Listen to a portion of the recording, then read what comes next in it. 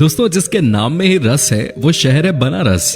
दुनिया के सबसे पुराने शहरों में एक है बनारस, जो वक्त के साथ चलकर भी रुकासा महसूस होता है, जिसकी पहचान होती है गंगा नदी से। यहाँ का बनारसी पान हो या बनारसी साड़ी या फिर यहाँ मिलने वाले मीठे और तीखे पकवान, सभी को समेटे हुए बनारस में जो सुकून मिलता है वो और कहीं नहीं।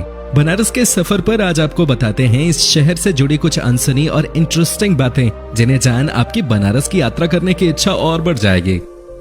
गंगा नदी के तट पर बसे बनारस को शिव की भूमि कहा जाता है। काशी नगरी कहलाने वाला बनारस भारत का सबसे पुराना और पवित्र शहर है, जिसे वर्ल्ड हेरिटेज साइट का दर्जा प्राप्त है। बनारस न सिर्फ मंदिरों का शहर है, बल्कि ये सभ्यता की कहानी को बयां करती है। एक ऐसी कहानी जो शायद इतिहास के पन्नों से भी पुरानी है। इस शहर का धार्मिक महत्व तो है ही, साथ ही यहाँ के शाही परिवार का इतिहास भी काफी शानदार है। काशी पर अंग्रेजों का शासन स्थापित होने के बाद कई शाही परिवारों ने काशी के आसपास बसेरा बना लिया था, जिसमें से एक था महाराष्ट्र का पेशवा परिवार।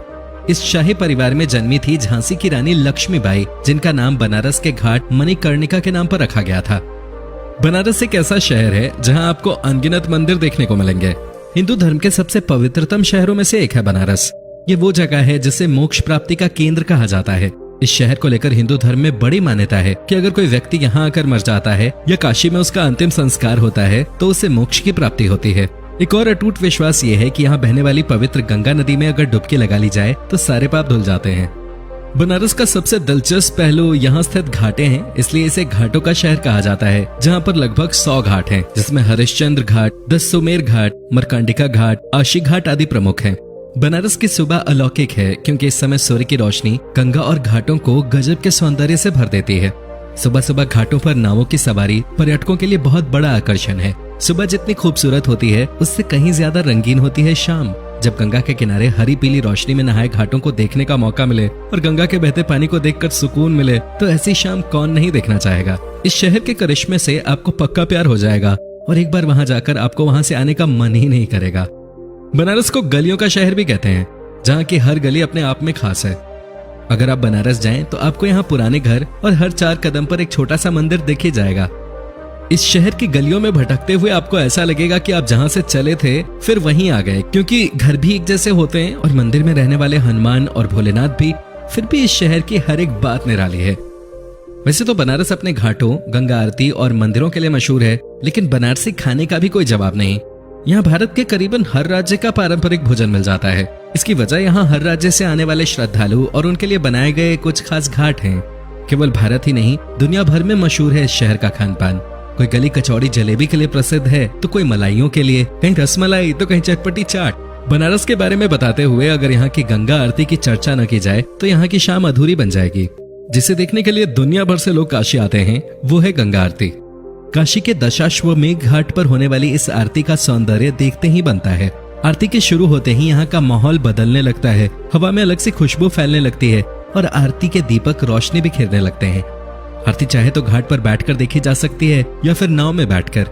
वाराणसी सिर्फ हिंदुओं का ही नहीं, सभी धर्मों के लोगों के लिए एक महत्वपूर्ण शहर है, इसलिए देश विदेश के पर्यटक यहाँ खिंचे चले आते हैं। प्रतिवर्ष 10 लाख से भी अधिक तीर्थयात्री यहाँ आते हैं। एक महत्वपूर्ण शहर होने के साथ साथ बनारस शिक्षा का भी मुख्य केंद्र है। यहाँ 4 बड़े विश्वविद्यालय भी हैं, जिनमें से काफी फेमस है बनारस हिंदू विश्वविद्यालय। बता दें कि ये एशिया का सबसे बड़ा विश्वविद्यालय है। बनारस में 2 दर्जन से ज्यादा वैदिक विद्यालय हैं, जिनमें दाखिला लेने वाले छात्रों का हर दिन गंगा के तट पर योगाभ्यास, फिर वेद और शास्त्रों की पढ़ाई और शाम को आरती के साथ दिन खत्म होता है। भारतीय शास्त्रीय संगीत का बनारस घराना रहा है। इस कला ने न सिर्फ यहाँ जन्म लिया, बल्कि यहीं विकसित भी हुई। इस शहर ने भारत और विश्व को कई महान विभूतियां दी हैं, जिनमें कबीर, रविदास, स्वामी रामानंद, मुंशी प्रेमचंद आदि शामिल हैं। इन सब के अलावा बनारस आयुर्वेद और योग के प्राचीन चिकित्सा विज्ञान से भी जुड़ा हुआ है। एक और बात जो बनारस को बहुत खास बनाती है वो है यहाँ का पान। बनारस का पान पूरे भारत में बहुत प्रसिद्ध है, जिसका जिक्र शायद आपने कई बार सुना होगा। बनारसी पान के पत्ते का स्वाद काफी अलग है। यहाँ कत्था भी अलग किस्म का इस्तेमाल किया जाता है और साथ ही पान में कच्ची सुपारी डाली जाती है। ये चीजें बनारसी पान को बहुत स्पेशल बनाती हैं। बनारस के नाम पर लोकप्रिय बनारसी रेशम साड़ी यहाँ की शान है, जिसे सदियों से भारत की बेहतरीन साड़ियों में से एक माना जाता रहा है। ये साड़ियाँ बारीक बुनी हुई रेशम से बनती हैं और जटिल डिजाइन से सजाई जाती हैं। बनारस में रेशम पैदा नहीं किया जाता है, बेंगलुरु और चीन से रेशम के धागे मंगाए जाते हैं। उन धागों से खूबसूरत साड़ियाँ बनाने का हुनर लेकिन बनारस के बुनकर ही जानते हैं। बनारस में एक बात आपको काफी पसंद आ सकती है, यहाँ आपको प्लास्टिक के कप ग्लास काफी कम दिखाई पड़ेंगे, बल्कि शहर में ज्यादातर दुकानों और ठेलों पर मिट्टी के कुल्हड़ों का इस्तेमाल किया जाता है। बता दें कि यहाँ लस्सी, रबड़ी, चाय और कॉफी तक कुल्हड़ों में दी जाती है, लेकिन फिर भी प्लास्टिक में पैक दूसरी चीजें अब भी बड़ी मुसीबत बनी हुई हैं।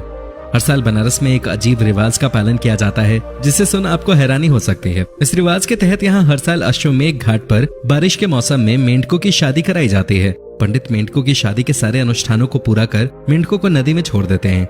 दोस्तों, आपको बनारस कैसा लगा हमें बताएं, और अगर आप बनारस नहीं गए हो तो हम कहेंगे आपको वहाँ एक बार जरूर जाना चाहिए।